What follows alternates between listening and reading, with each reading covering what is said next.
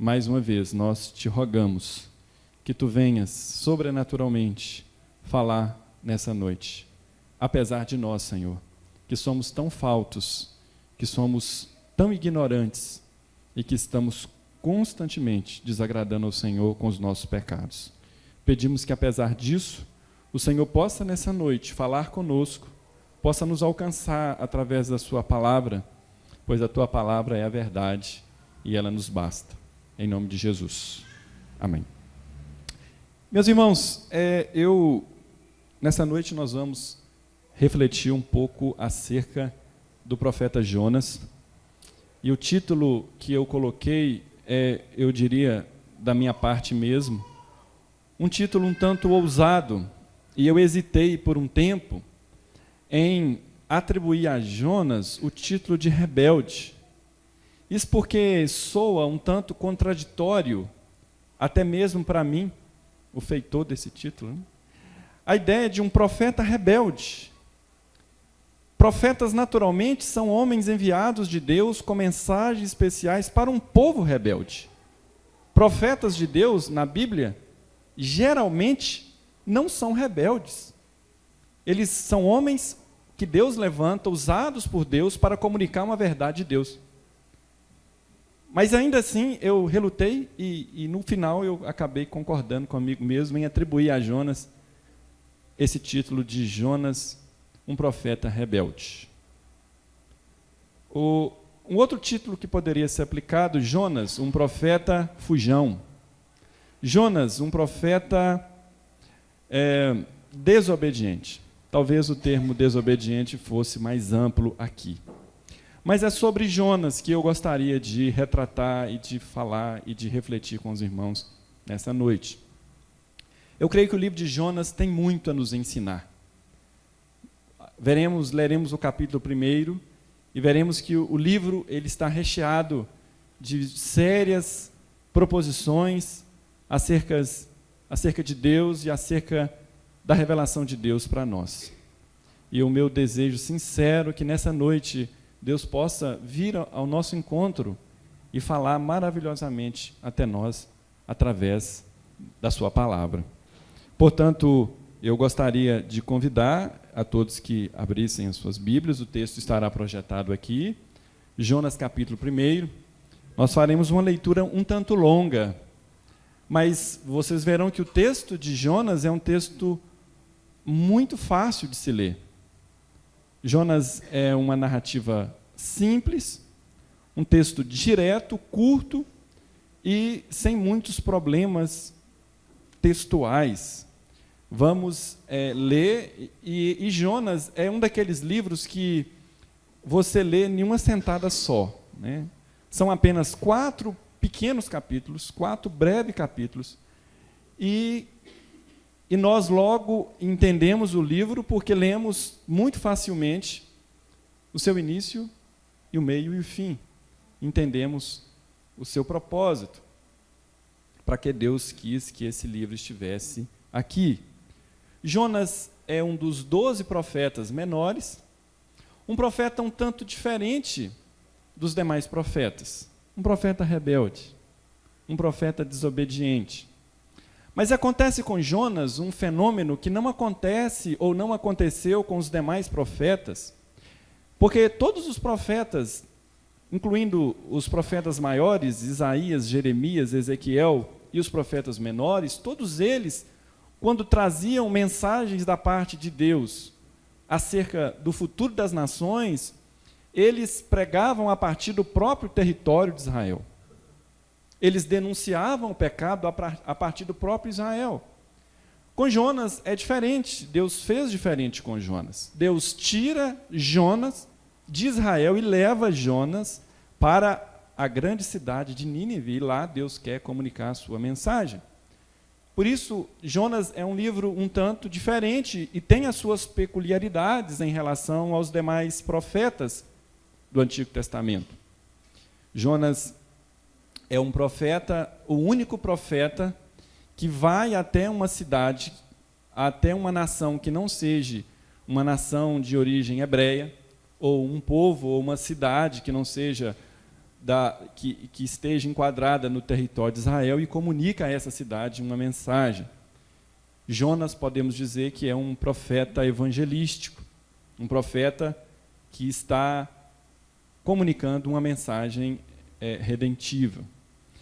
O capítulo 1, vamos a partir do versículo 1.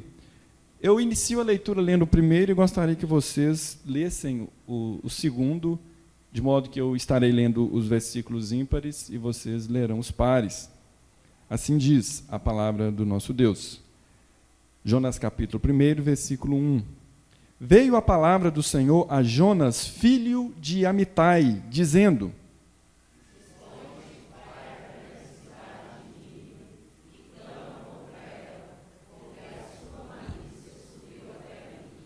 Jonas se dispôs, mas para fugir da presença do Senhor, para Tarsis, e tendo descido a Jope, achou um navio que ia para Tarsis, pagou, pois, a sua passagem e embarcou nele, para ir com eles para Tarsis, para longe da presença do Senhor.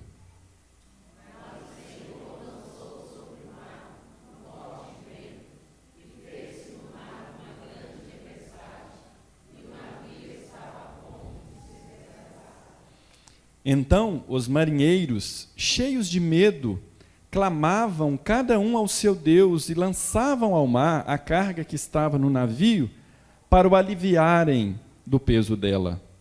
Jonas, porém, havia descido ao porão e se deitado e dormia profundamente.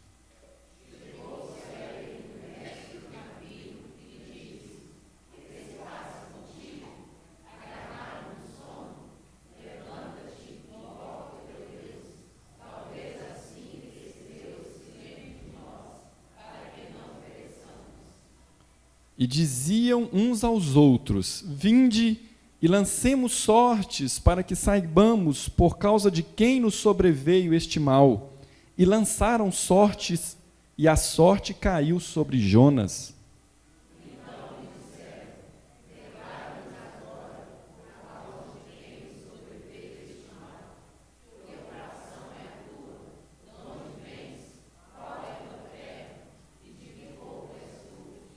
Ele lhes respondeu: sou hebreu e temo ao Senhor, o Deus do céu, que fez o mar e a terra seca.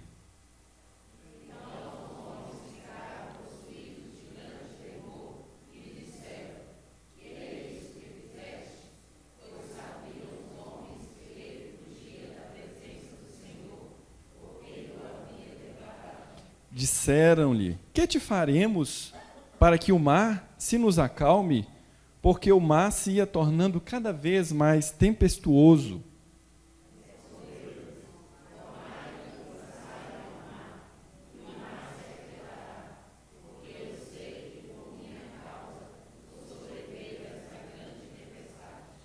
Entretanto, os homens remavam, esforçando-se por alcançar a terra, mas não podiam, porquanto o mar se ia tornando cada vez mais tempestuoso contra eles.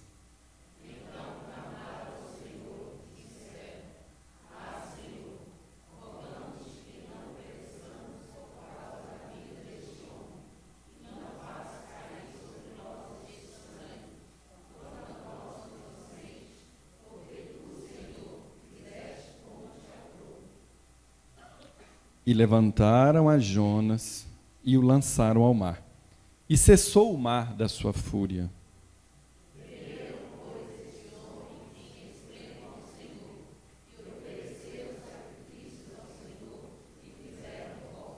Deparou o Senhor um grande peixe para que tragasse a Jonas, e esteve Jonas 3 dias e 3 noites no ventre do peixe. Jonas é o conhecido profeta que esteve na barriga da baleia, né? Assim contam os desenhos e filmes bíblicos, as revistinhas que líamos quando éramos criança. Quando pensamos em Jonas, pensamos no profeta que desobedeceu a Deus e que por isso foi lançado ao mar, como lemos, e então ele sofreu por parte de Deus essa punição. Eu estou bem certo, meus irmãos, que o tema principal de Jonas não é esse. O objetivo principal do autor do livro de Jonas não foi comunicar a história da rebeldia de Jonas.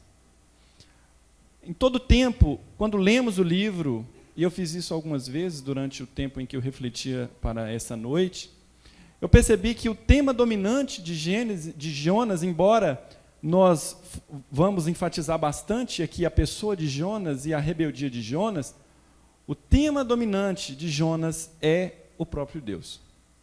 Deus é quem mais aparece no livro, Deus quem é mais apresentado no livro.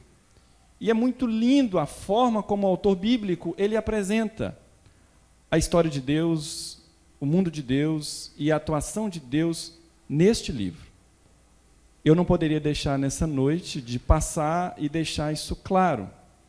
O Deus de Jonas, o Deus apresentado no livro de Jonas, não é nem um pouco diferente do Deus que é apresentado em todo o restante das Escrituras.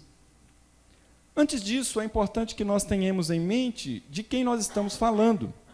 O profeta Jonas, ele é um profeta que nós classificamos como menor, porque temos muito pouco sobre ele. As informações que temos é que ele era filho de Amitai. Não temos muitas informações sobre Amitai, mas sabemos que Jonas desenvolveu o seu ministério no reinado, ou no reino de Israel, durante o período do rei Jeroboão II, entre 793 a 753 a.C. Estamos falando de aproximadamente 8 séculos antes de Cristo. Há uma menção de Jonas no livro dos Reis, 2 Reis, capítulo 14, versículo 25. Livro este que apresenta a história dos reis de Israel e de Judá. E lá há uma única menção de Jonas, e por esta menção sabemos que Jonas atuou durante esse período peculiar na história de Israel. E através desse texto sabemos que, de fato, Jonas era um profeta profissional, se podemos assim dizer. Jonas, de fato, atuou com um ministério profético junto ao reino de Israel. Como eu disse no início, o livro de Jonas é um livro muito breve, somam apenas 4 breves capítulos. Se você quer um livro para ler em um único dia da Bíblia, leia Jonas. Pequenininho e de fácil leitura, de fácil redação. Muito claro e direto o texto. O capítulo 1 fala do chamado e da fuga de Jonas. O capítulo 2 fala da oração de Jonas, um salmo de Jonas, um texto poético no meio de um livro profético. Muito linda a oração de Jonas. O capítulo 3 fala do arrependimento de Nínive e o capítulo 4 fala da ira de Jonas. E eu passando os olhos nisso aqui, eu vi como que são um tanto incompatíveis os temas dominantes desses capítulos. E é isso que eu estou bastante interessado em refletir nessa noite com vocês, sobre Jonas, o papel de Jonas, a pessoa de Jonas, e a ação de Deus sobre Jonas, e a resposta de Jonas diante dessa ação. Eu creio que Jonas tenha muito a nos ensinar. É importante que nós tenhamos em mente qual é o mundo de Jonas. O mundo de Jonas vivia em Israel, aproximadamente 8 séculos antes de Cristo. Jonas está, então, distante de nós aproximadamente 3.000 anos. A sua mensagem, a mensagem que Deus lhe deu, estava endereçada a Nínive. Nínive era a capital da cidade do império, da Síria, que era uma nação que naquela época dominava todo o mundo antigo, do antigo Mediterrâneo ou antigo Oriente Próximo. A Síria, nesta época, ela tinha todo o domínio desta parte vermelha, aí, se você conseguir ver. Ela dominava todo o mundo, e Nínive era uma grande cidade para aquele tempo. Uma cidade de grande porte para aquele tempo. Nínive era a capital da Síria, e a Síria dominava com mão de ferro todo esse mundo, incluindo o reino de Israel, do qual fazia parte Jonas. O reino de Israel era um estado vassalo um estado dependente que pagava altíssimos impostos à Síria. E ai se o reinado de Israel não pagasse os impostos. 60 anos depois de Jonas, do ministério de Jonas no reinado de Israel, é digno de nota que o Império Assírio invadiu o reinado de Israel e destruiu por completo todo o reinado e o reino de Israel. O povo foi levado cativo. É digno de nota, meus irmãos, que o povo assírio era um povo altamente cruel. De todos os impérios que dominaram esse mundo, o Império Assírio era o pior dos impérios, superando os medo-persas, superando os babilônios e os gregos em crueldade. Temos hoje registros arqueológicos que demonstram as conquistas de grandes cidades pelo Império Assírio, e os assírios tinham práticas altamente descabidas do ponto de vista humano. Eles cortavam as mãos e os pés dos seus oponentes. Os assírios espetavam em grandes espetos os corpos de humanos e manifestavam esses corpos como sinal de sua glória e poder. Os babilônios não eram tão cruéis como os assírios. Os historiadores nos dão conta disso. Estamos lidando com o povo assírio, um povo, para Jonas, extremamente cruel. Nínive, uma grande cidade, e é nesse contexto que se insere o profeta Jonas. Foi a este povo que Deus ordenou que Jonas fosse pregar uma mensagem de justiça, uma mensagem de juízo, uma mensagem de punição. É nesse contexto que se desenrola a vida e o ministério de Jonas. A viagem que Jonas deveria fazer a Nínive, se ele assim tivesse cumprido com o seu chamado, seria de apenas 800 quilômetros. Jonas, entretanto, decide tomar um outro caminho, conforme podemos ler no texto. Ele decide navegar pelo Mediterrâneo e ir para uma cidade, um país chamado Tarsis, que hoje é a atual Espanha. Jonas prefere contrariar a ordem divina e tomar um navio e seguir 3.000 quilômetros para uma cidade que não tinha nada a ver com a cidade da Síria. Ele optou por isso, mesmo que essa viagem fosse muito mais longa, muito mais dura e muito mais difícil que a viagem dada a Nínive. E o mais interessante é que no texto nós veremos que Jonas expõe o motivo que o levou a fazer isto. Quando lemos o primeiro capítulo, ficamos sem entender o porquê Jonas resolve não cumprir com o chamado de Deus inicial de ir até a Síria. Mas logo no capítulo 4, percebemos Jonas demonstrando o motivo que o leva a deixar, a não ir a Nínive, a deixar de cumprir com o que Deus havia lhe dito. Muito bem, meus irmãos. No capítulo 1, Jonas recebe o chamado e foge. O versículo 2 nos diz: dispõe-te, vai à grande cidade de Nínive. Deus diz, porque a sua malícia subiu até mim. Se o texto diz que a malícia subiu até Deus, o fato do verbo subir estar aqui me leva a pensar que Deus está acima. O texto sugere que Deus está acima, e isto mostra que Deus está acima e não tão somente está. Ele tem todas as condições de julgar e de condenar quem quer que fosse. Logo no primeiro versículo, o texto aponta que há um rei e um juiz que está interessado em discutir, em saber, em conhecer essa malícia, e mais do que isso, em julgar este povo. Isso não é estranho para Jonas, isso não é estranho para Israel, isso não é estranho para nós.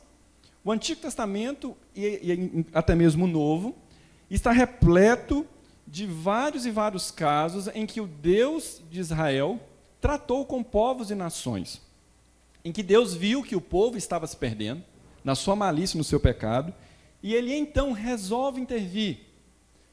Mas percebam, meus irmãos, que o fato do verbo, o verbo subir nos sugere que Deus está acima, e que o povo estava, obviamente, embaixo, e que Deus está e é soberano sobre tudo, sobre Israel, sobre Nínive, sobre todo mundo.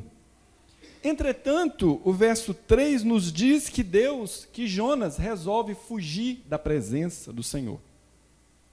E me chama muita atenção nesse texto é o verbo descer, que aparece 2 vezes nesse capítulo aplicado a Jonas.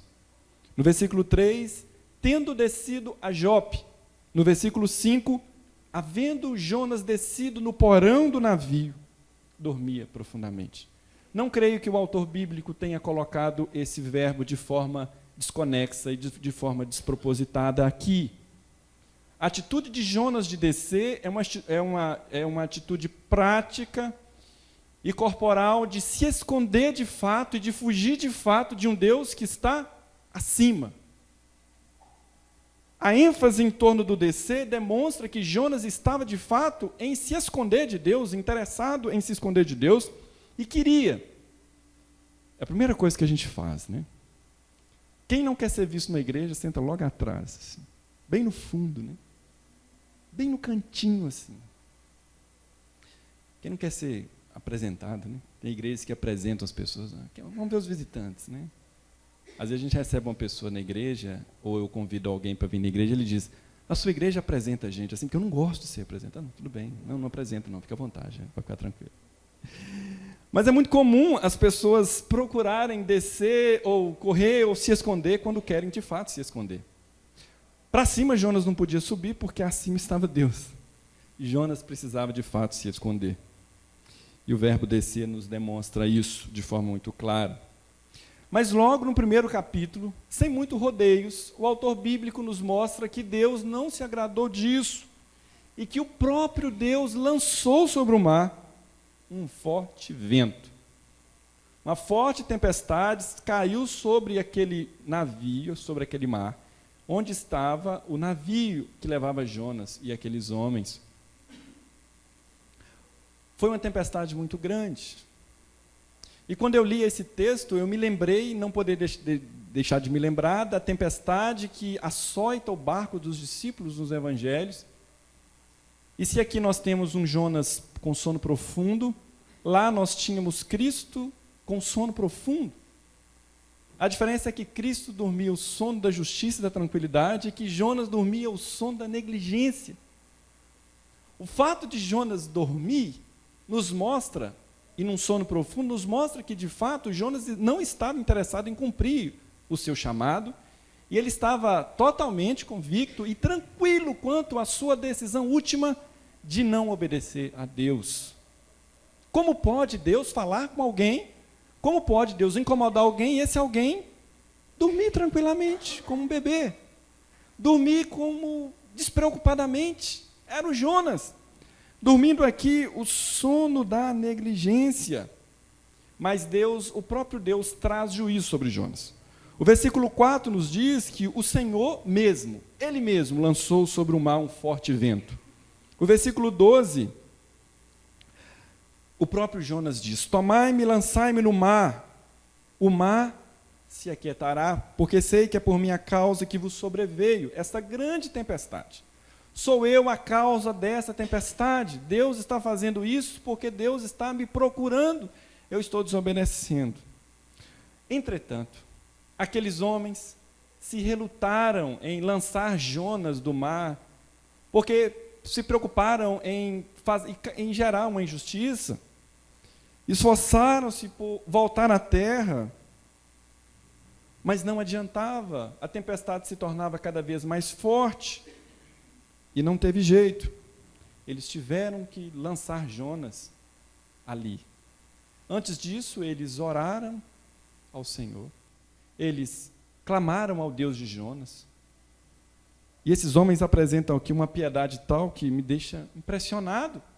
que nem o próprio Jonas até então havia demonstrado, sendo aqueles homens, não do povo de Israel, passam a conhecer o Deus de Jonas ali, reconhecem o seu domínio, a sua autoridade, e então eles logo resolvem pagar e os seus votos ao Deus do céu.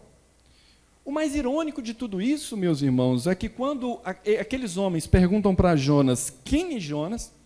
Jonas diz, eu sou hebreu, adorador do Senhor que fez o mar e a terra.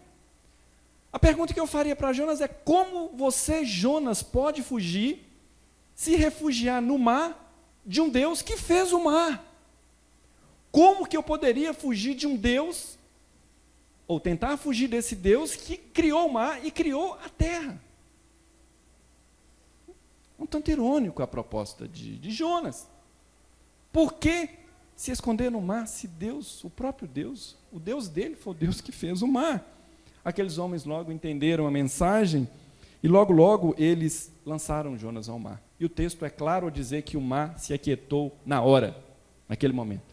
O mar se aquietou. E aqueles homens apresentaram os seus votos a Deus.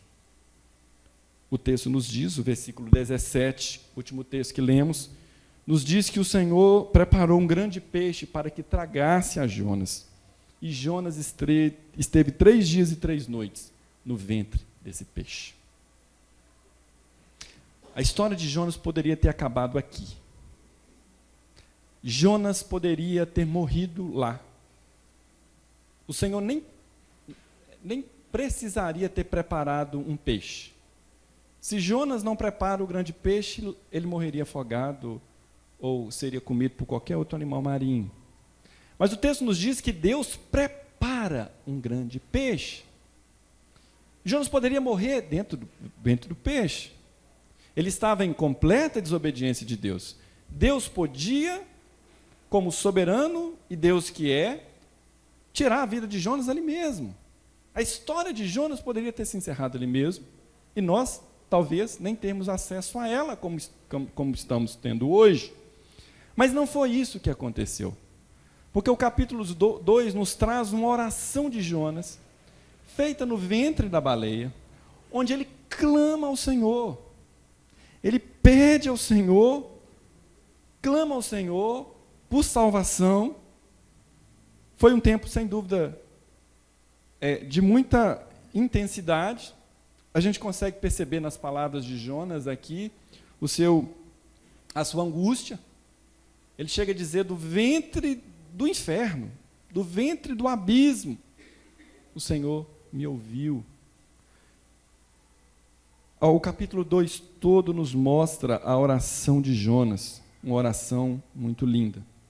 E o resultado disso, o versículo 10 do capítulo 2 nos diz que o Senhor deu ordens ao peixe para que ele vomitasse Jonas. E foi isso que aconteceu. O peixe, aquele grande peixe, que poderia ser um instrumento de punição e de juízo sobre Jonas, que poderia ter mastigado Jonas, partido Jonas ao meio numa única dentada e bocada, ele, na verdade, surgiu e assumiu o papel de um portador de Jonas, de um protetor, e foi um recurso que Deus usou para guardar a vida do profeta.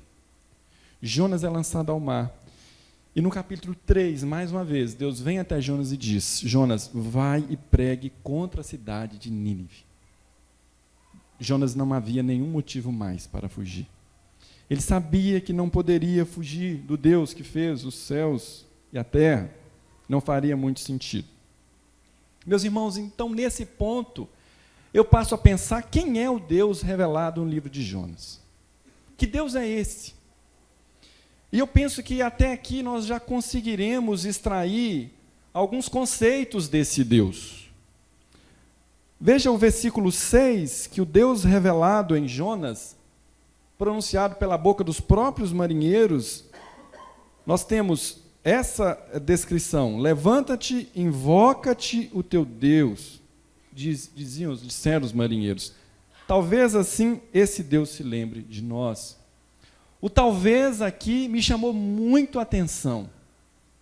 O elemento de dúvida desses homens acerca do Deus de Jonas. ou do que Deus de Jonas poderia fazer.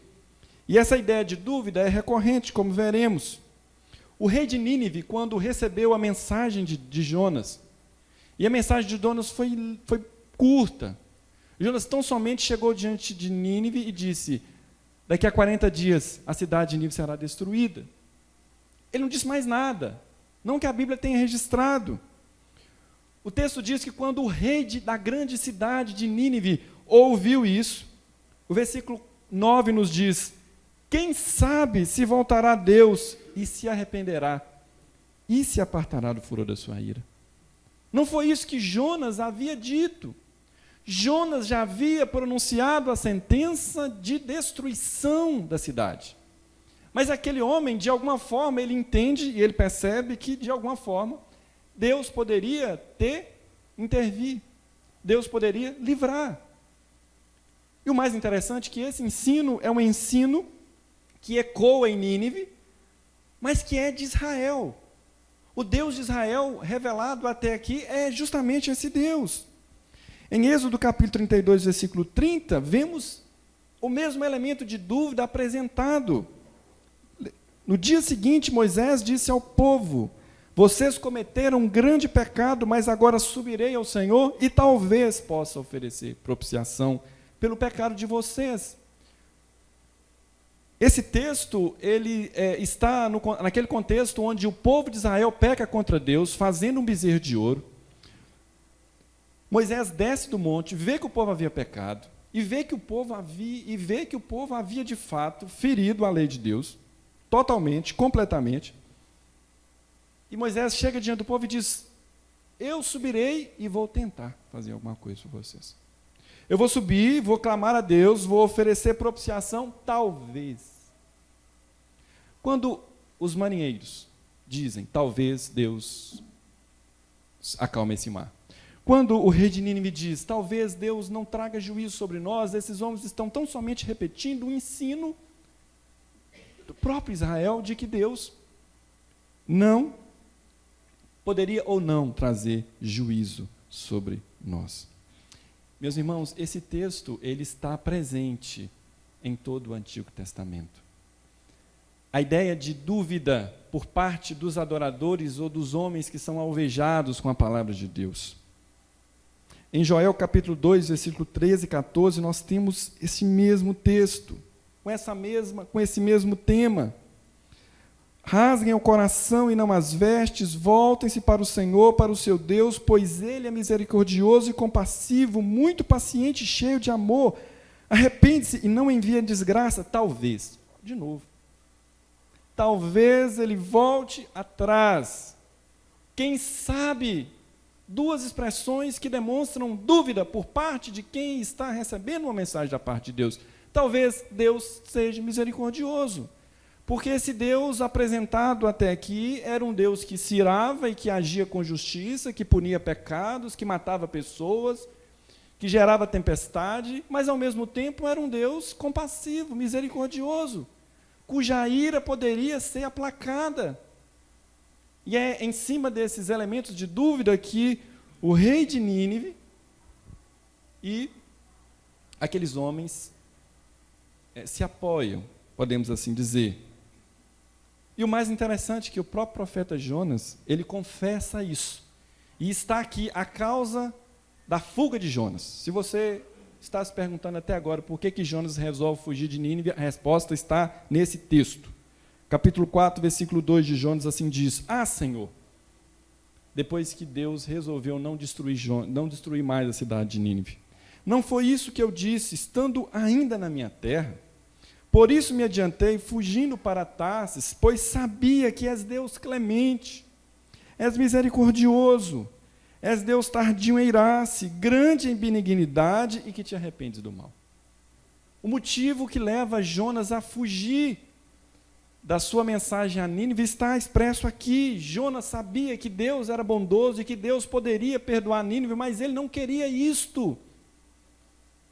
E as razões para isso, meus irmãos, são as mais diversas.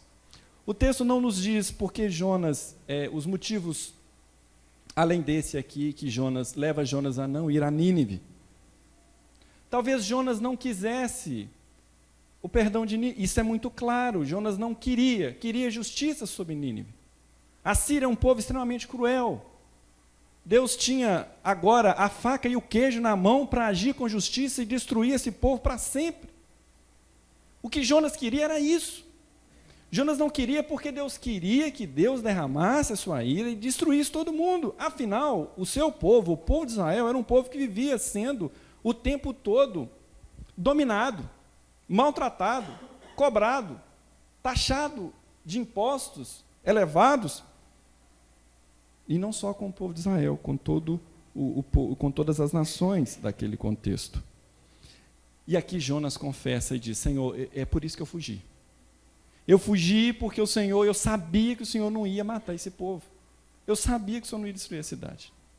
Eu sabia que, pelo que eu te conheço, eu fui um bom frequentador da escola dominical do Templo de Salomão.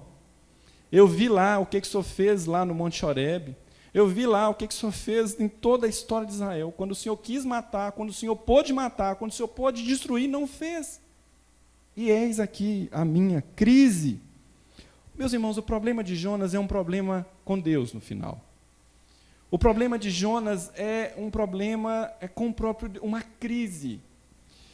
E é o que é muito lamentável e triste na história de Jonas, é que ele sabe que Deus é dessa forma. Veja a oração de Moisés em Êxodo e veja a oração de Jonas. São muito similares, muito próximas, termos muito próximos. Jonas diz: és Deus clemente. Moisés diz: Senhor, Deus compassivo. Ambas palavras sinônimas aqui. És misericordioso. Moisés diz: és misericordioso. Jonas diz: é tardio em irar-se. Moisés diz: é paciente. Palavras sinônimas, com o mesmo sentido, e que te arrependes do mal. Jonas sabia que Deus poderia fazer isto. A pergunta que eu faço é: por que Deus resolveu não destruir quando ele podia? Por que Deus resolveu perdoar aquele povo e aceitar os votos e o jejum e toda a rendição apresentada pelo povo de Nínive? Porque Deus é amplamente soberano, meus irmãos. E se tem um tema dominante do livro de Jonas, é a ampla soberania de Deus. O versículo 4 do capítulo 1 nos diz: o Senhor lançou sobre o mar um forte vento. O versículo 14 nos diz: o Senhor, os marinheiros confessaram, o Senhor fez o que te aprouve fazer. Ele fez o que ele quis fazer. O versículo 17 diz: preparou o Senhor um grande peixe. Veja que o sujeito da ação é o Senhor aqui. Por isso que eu digo que, embora eu esteja nessa noite enfatizando a figura de Jonas, o grande personagem, protagonista principal dessa história é o próprio Deus. Preparou o Senhor um grande peixe. O versículo 9 do capítulo 2: ao Senhor pertence a salvação. Jonas entendeu que a salvação dependia unicamente de Deus e que Ele dava a quem Ele quisesse. Aliás, tem gente que tem dificuldade com isso, nós não temos, né? Se tem uma coisa que nós cremos é que Deus salva quem Ele quer, e Ele dispensa a sua graça a quem Ele quer. E Jonas faz uma confissão pública disso, reconhecendo a ampla soberania de Deus, para salvar ou para não salvar, para destruir ou para agir com amor e com justiça. Versículo 10, falou, pois, o Senhor ao peixe, o Senhor ordenou ao peixe que cuspisse Jonas.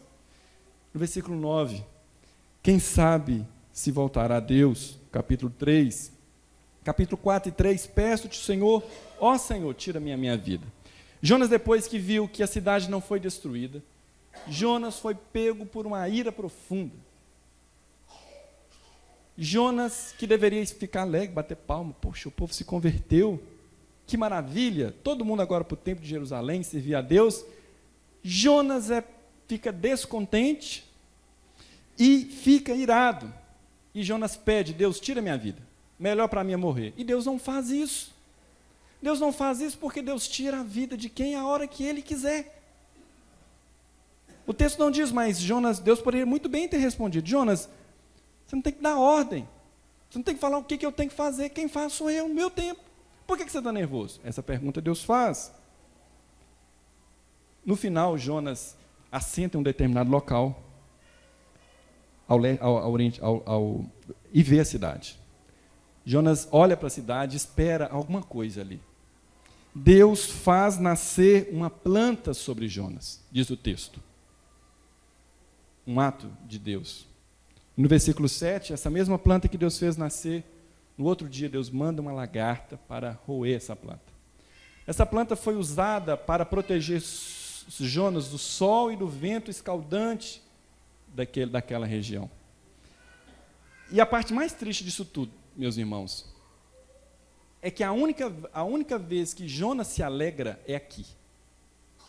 A única parte do livro em que Jonas se alegra com alguma coisa é quando Deus lhe faz uma planta para lhe proteger do sol e do vento quente. Em outras palavras, Jonas estava preocupado com o seu próprio umbigo. Jonas estava mais interessado no seu conforto do que na salvação de milhares de pessoas que poderiam ser destruídas a qualquer momento. Isso é muito triste. Porque Jonas não se alegrou na salvação daquela nação. Porque Jonas não se alegrou pelo fato do seu Deus querer salvar. É por isso que eu não consigo deixar de admitir que Jonas é de fato um profeta rebelde. Jonas não tão somente contraria a vontade de Deus quando foge para Tarsis, ele não concorda com o agir de Deus. Ele não está interessado na ação de Deus sobre Nínive. Ele não quer saber disso. Ele está resolvido com ele mesmo de que aquela nação deveria ser destruída e deveria ser destruída. O que nós temos aqui não é uma mera desobediência, mas um servo que não concorda com as determinações do seu Senhor. E o mais interessante, meus irmãos, é que Jonas, infelizmente, ele só se alegra nesse momento. Quando o sol está batendo forte sobre ele, Deus providencia uma planta e ele se alegra. Depois Deus mata a planta através de uma lagarta e ele, mais uma vez, ele fica irado e fala: Deus, me mata, tira minha vida. Eu quis buscar em Jonas uma tristeza profunda assim. Eu quis que Jonas se arrependesse, depois de ser engolido pelo grande peixe, depois de ter um livramento da parte de Deus, de ser cuspido. Se Deus salvou Jonas da grande baleia, o que Jonas não deveria retribuir? Qual não deveria ter sido o sentimento de Jonas? Quanta rebeldia de um homem que foi chamado para fazer a vontade de Deus. Isso me deixou extremamente intrigado. A mensagem de Jonas no final me gerou uma inquietação muito grande. De um lado nós temos um Jonas rebelde, e do outro nós temos um Deus soberano e gracioso. Jonas se enfurece com o perdão de Deus dado a Nínive e pede a morte. Deus lhe pergunta sobre a razão de sua fúria. Jonas se alegra porque Deus fez crescer uma planta para lhe proteger do sol. Deus mandou uma lagarta atacar a planta, ele morre. Deus trouxe um vento quente com sol. Jonas se enfurece novamente e pede pela segunda vez a morte. Ele se enfurece pela segunda vez. E a morte também ele pede pela segunda vez. E o livro se encerra da seguinte forma. Capítulo 4, verso 10 e 11. Tornou o Senhor a dizer a Jonas: tens compaixão da planta que não te custou trabalho, a qual não fizesse crescer, que numa noite nasceu e numa noite pereceu. Não hei eu de ter compaixão da grande cidade de Nínive, em que há mais de 120.000 pessoas que não sabem discernir entre a mão direita e a mão esquerda, e também muitos animais? E o mais interessante é que o livro termina com essa pergunta, com a fala de Deus. Creio que o autor bíblico não estava interessado na fala de Jonas, porque a fala de Jonas aqui é altamente irrelevante. Jonas já brigou demais com Deus até aqui. Jonas já degladiou-se com Deus, já desobedeceu a Deus, já não se conformou com os ditames de Deus, com a vontade de Deus, com o querer de Deus. E agora, o livro se encerra com uma pergunta maravilhosa, de um Deus que está querendo demonstrar graça a um povo. Deus querendo salvar um povo pecador. E Jonas, revoltado com esse Deus. Eu sei Talvez Jonas tivesse os seus motivos pessoais. Talvez Jonas já tivesse uma grande bronca com aquela nação.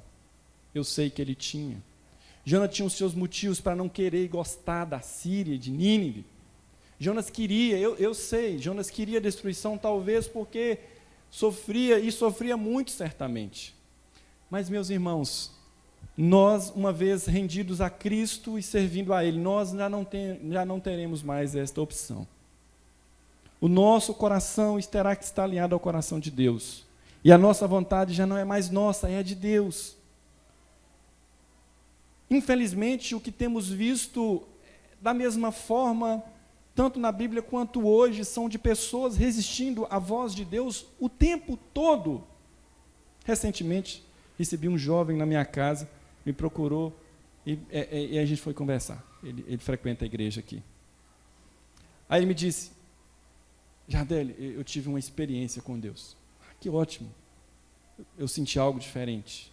Ele começou a ler um livro. E nesse livro Deus falou com ele.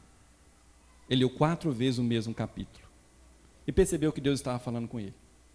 E nesse momento ele sentiu que Deus estava falando ao coração dele. Ele sentiu uma paz muito grande. E algo muito forte, batendo muito forte. E no final ele me disse: mas eu não queria me entregar a Cristo agora. Eu disse para ele: você está sendo chamado por um Deus que é todo amor e todo graça. Você vai se render a Ele. Irresistivelmente você está sendo chamado a servir a esse Deus. Você precisa fazer isso. Mas eu não queria fazer isso agora. Eu não queria. Não, eu tenho outras coisas para resolver. Rapaz, olha a graça de Deus. Olha o que você sentiu. Eu comecei insistentemente a dizer para ele que ele não era a opção melhor que ele deveria fazer. Meus irmãos, o fato, a realidade é que isso não acontece só com as pessoas não crentes, que estão ouvindo o chamado para a salvação. Isso acontece o tempo todo conosco, aqui na igreja. Deus nos incomoda para obras, Deus nos incomoda para certos ministérios, e nós simplesmente não fazemos. Nós simplesmente não fazemos. Agimos tal como Jonas. Fazemos tal como Jonas muitas vezes. Ficamos dentro ficamos no nosso cantinho, fazendo a nossa vontade, achando que estamos certos, achamos que estamos corretos, quando na verdade não estamos. Resistimos à voz de Deus, resistimos ao chamado de Deus, e com isso, nos tornamos desobedientes e rebeldes. E a notícia que eu tenho que dar para nós, inclusive para mim, claro, é que Deus não nos deixará impune. Deus tratará conosco, individualmente, porque conosco Ele trata individualmente. Deus tratará com cada um de vocês. Deus tratará conosco daquilo que Ele tem nos chamado para fazer. Deus tratará com todas as pessoas que Ele tem chamado para fazer algo e que não tem feito. E que como Jonas tem fugido, e como Jonas tem se revestido de convicções próprias, achando que deve fazer o que acha que deve fazer. Não vai fazer. Não vai, porque Deus é soberano, está nos céus e domina tudo, e simplesmente não vai, meus irmãos. O que nós podemos perceber é que o nosso Deus não é domesticável. Nós não estamos aqui para fazer a nossa agenda. Não estamos aqui para estabelecer a agenda para Deus. Já vimos no próprio livro de Jonas que Deus é amplamente soberano e que quem determina a agenda é Ele. No final, é Deus quem estabelecerá a agenda. Nós seremos sempre servos dEle, estaremos sempre dispostos a ouvir a sua voz. Já vimos textos aqui que mostram suficientemente que é Deus quem controla. É Deus quem é soberano, mas infelizmente às vezes vivemos como se isso não fosse verdade. Vivemos como se não houvesse um Deus no céu que coordena o mundo e todas as coisas. Vivemos ansiosos muitas vezes. Vivemos antipáticos muitas vezes a Deus, a sua vontade. Não nos sensibilizamos quando deveríamos nos sensibilizar. Me incomoda muito isso. O que mais me incomodou em Jonas foi o fato de Jonas ter se alegrado unicamente quando ele teve um desejo seu satisfeito. Isso é prova que utilitarismo não é próprio do nosso tempo, mas também do tempo de Jonas. Jonas se alegra, o único momento em que Jonas se alegra foi o momento em que ele teve uma planta e Deus com isso mostra que Jonas era tão mau como nós. E que se não é Deus, isso não é a sua graça, nós não iríamos. É a graça de Jesus que me faz caminhar, como nós cantamos aqui. E é bom que estejamos atentos, que esse Deus, o Deus da Bíblia, como nós vimos até aqui, é um Deus que ira, mas é um Deus justo. Ele é compassivo, Ele é misericordioso, Ele é tardio em irar-se, mas Ele ira. E quando Deus dá a sentença, Ele dá a sentença. Quando Deus age, ninguém pode impedir. Dura coisa é cair nas mãos do Deus vivo. Se tem um Deus, se tem algo que nós temos que equilibrar em Deus, são os seus atributos. Se enfatizarmos a sua misericórdia em detrimento da sua justiça, não estaremos transmitindo Deus da mesma forma ou da forma que a Bíblia quer.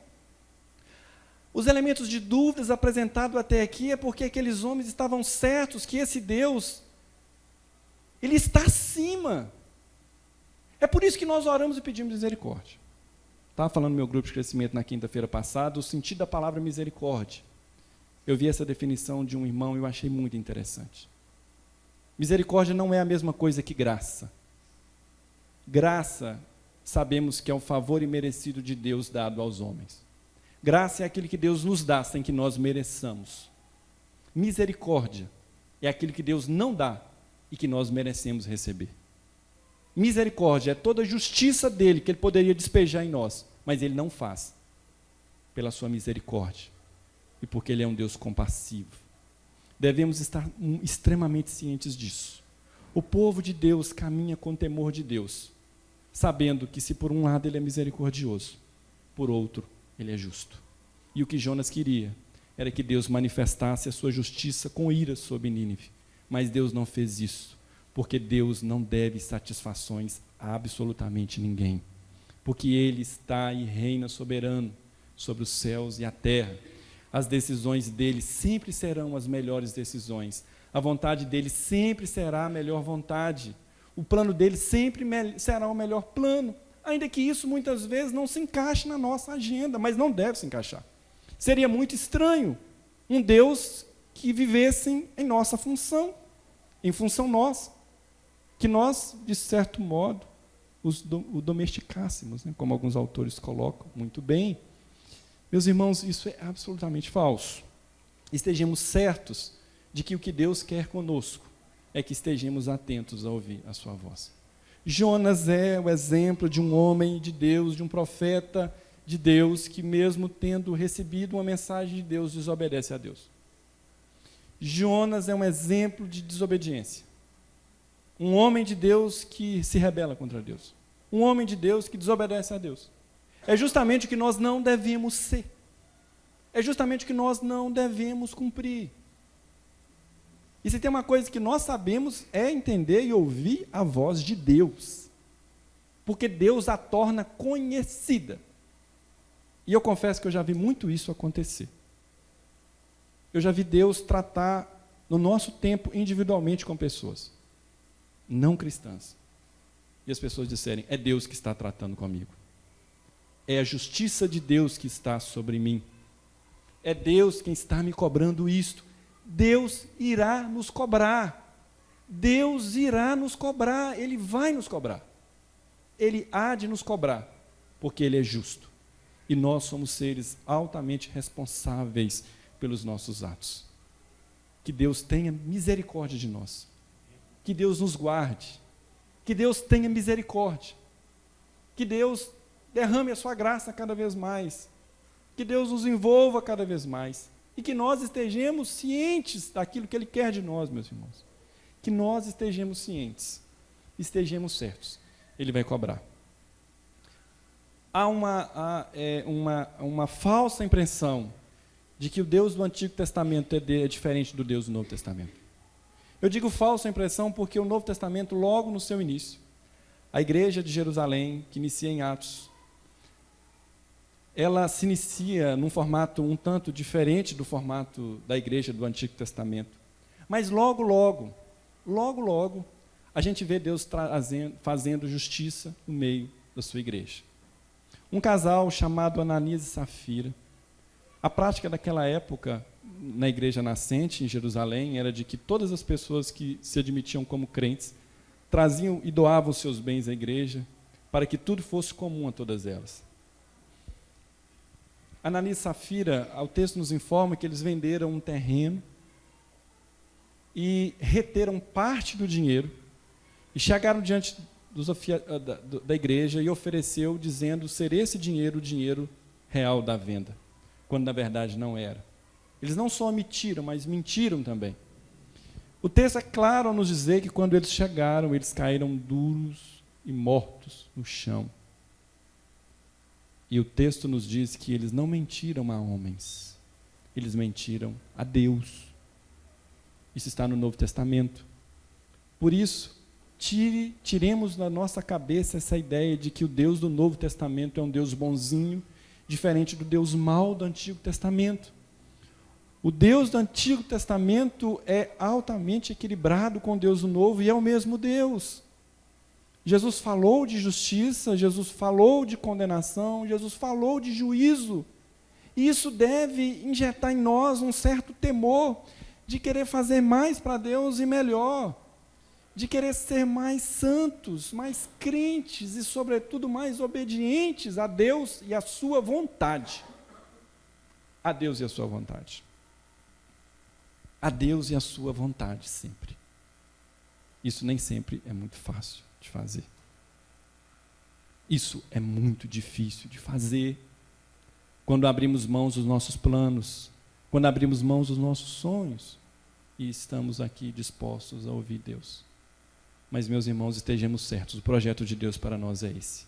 É isso que Deus quer para nós. Deus não quer que tomemos o caminho de Jonas.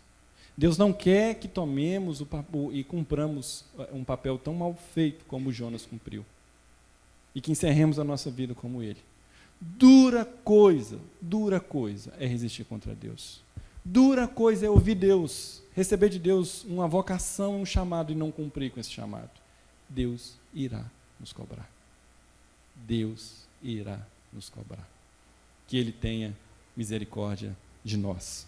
Vimos isso claramente no texto de Jonas. Amém? Deus Santo, nós te louvamos, nós te bendizemos. Pai Santo, pedimos a tua misericórdia, porque nós somos ignorantes, Senhor, nós somos fracos. Senhor, não nos deixe cair como Jonas caiu, não nos deixe desviar-nos como Jonas se desviou, porque nós somos tão pecadores como eles. Ó Deus, e esta real possibilidade existe. Deus, desperta as pessoas que estão dormindo, o sono da negligência, no fundo do navio, como Jonas estava. Incomoda essas pessoas.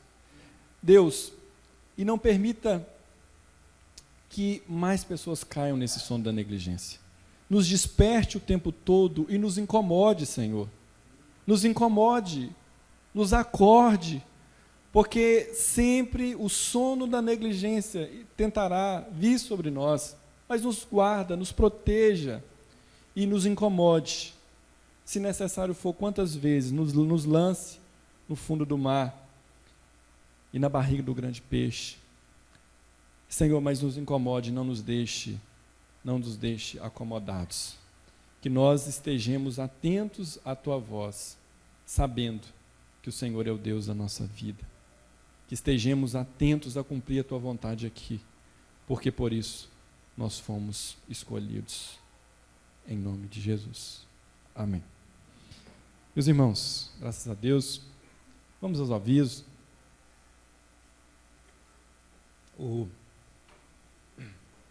Na quarta-feira, irmãos, o pastor pediu para avisar que estará aqui, o Douglas fez um slide ali, o pastor da 8ª igreja, ele vai estar aqui dando uma palestra para nós. Portanto, nessa semana nós não teremos grupos de crescimento nas casas. Todos nós nos concentraremos aqui na quarta-feira, onde teremos uma palavra com o nosso irmão reverendo Luiz Nassif. Muito bem. Na segunda-feira, né, teremos mais aviso, Douglas? Aí. Uma nova série, o Renato pediu para falar, ele inicia uma nova série no mês de junho, Incoerências e Coerências, Coerências e Incoerências por um cristianismo que faça sentido. Mais algum, Douglas? Não há. Muito bem. Como? Não entendi. Ao lanche, teremos o lanche lá embaixo. Vale dizer, meus irmãos, que ontem tivemos aqui um encontro de casais maravilhoso.